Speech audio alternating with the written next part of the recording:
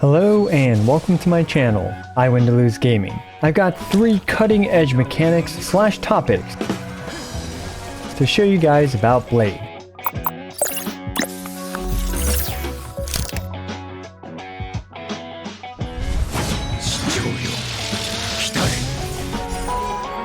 So this first mechanic was brought up to me by a commenter, but it ties into Blade's ability to utilize buffs really well. Blade's skill leads to a free turn where he can do his blast attack right after. However, there's a secret tech that makes Blade even better. If you use Bronya's ultimate before Blade's skill, we can see here that the buff timer will go down by 1 turn as expected after Blade's blast attack.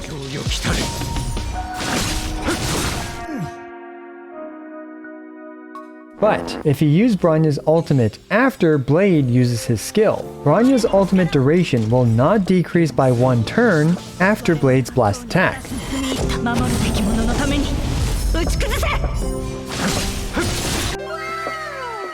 This little nugget of info, while a bit situational, only makes Blade an even better character and adds a bit more depth to a seemingly straightforward character. And of course, since this only applies to buffs that are applied to Blade after he uses his skill, that means that it does not work with an ability like Bronya's skill, which is casted before Blade can cast his skill. So we can see how after Blade's turn, Bronya's ultimate did not tick down, however Bronya's skills buff is gone. Anyway, having essentially 3 turns of Bronya's ultimate uptime with just one of Bronya's ultimates is an incredible asset, and of course this applies to Ting Yuan's ultimate and Asta's ultimate.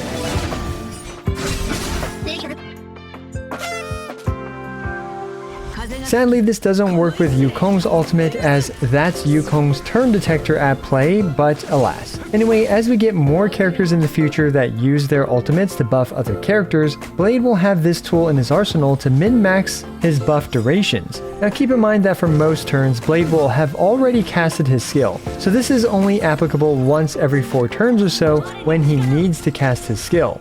Interestingly, this also works with Qingque as well, as her skill functions very similarly to Blade's, where she gets basically a free turn. So I believe this is clearly an intended mechanic, abusable by characters with these quote-unquote free turn skills.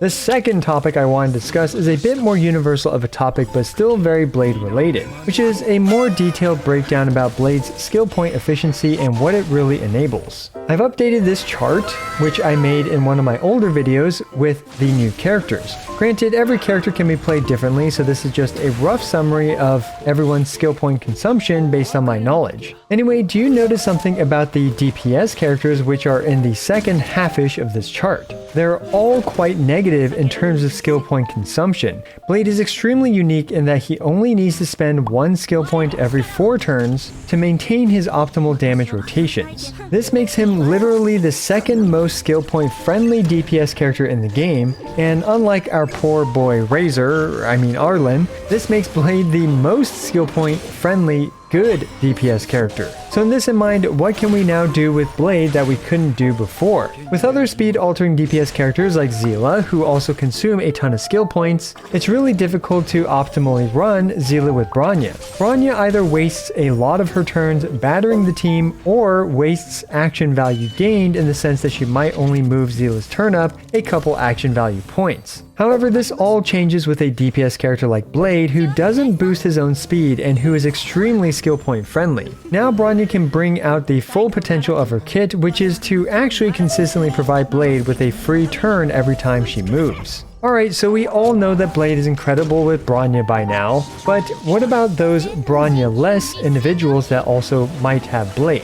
Well, Blade's skill point friendliness allows him to be slotted on any team that is roughly skill point neutral. He's still an incredible DPS character even without support, especially against win-weak enemies. For example, Blade can easily be paired with Seele and contribute plenty to the team while not ruining the team's skill point economy. One example team is a team consisting of Zila, Tingyuan, Blade, and Natasha. This is incredibly powerful as Tingyuan and Natasha will provide Zila the skill points that she needs. Tingyuan can just focus on providing Zila her attack buff, and she can situationally provide either Blade or Zila with her ultimate buff. Meanwhile, Natasha is obviously just healing and generating skill points. Hey guys, so I did make this chart public, and the link to that will be down in the description below if you guys want to edit it.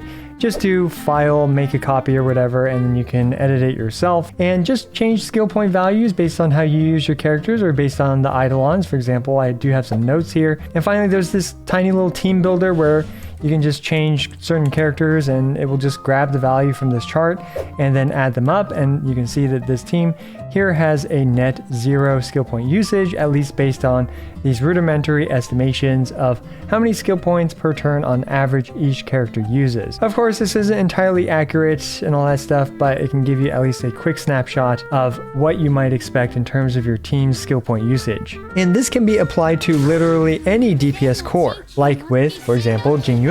Replacing Zila with Jingyuan in this team will ensure that Jingyuan can still hog the skill points while Blade still contributes a lot to this team, even without consuming many skill points. To further illustrate this point, let's actually try swapping out Blade with a different wind DPS character, Dan Heng. Well, now this team has terrible skill point economy, and either Dan Heng or Jingyuan has to cut down on their skill point consumption. As we can see, Blade's role here as a sub DPS is irreplaceable as a skill point friendly and yet still good DPS character. Heck, if you've already built Dan Heng, well, now you can have 2 wind DPS characters on the same team and still not break your skill point economy. Anyway, I hope I've gotten my point across about how Blade has changed team building entirely. He can be played as the main DPS with admittingly excess skill points, or he can be played as a sub/secondary DPS in a team that is fairly skill point neutral already via the other 3 characters.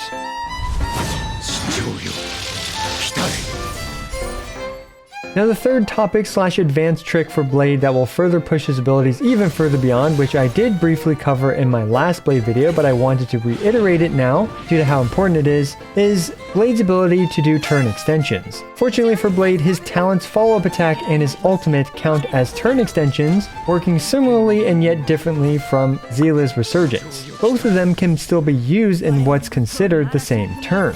This means that Blade can fully utilize 3 entire attacks with his blast attack, talent, and ultimate with just 1 turn buffs like Bronya's skill and Yukong's Eidolon 6. Let's put our knowledge of what buffs to use for Blade into practice with a Nuke showcase.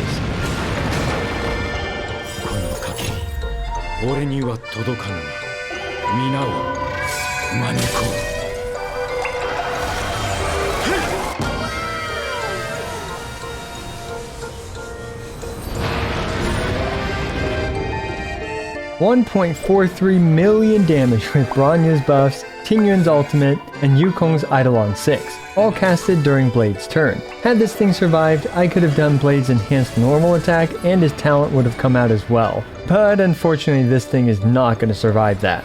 Not too shabby of a nuke considering he barely even utilizes all the attack buffs that these characters provide him.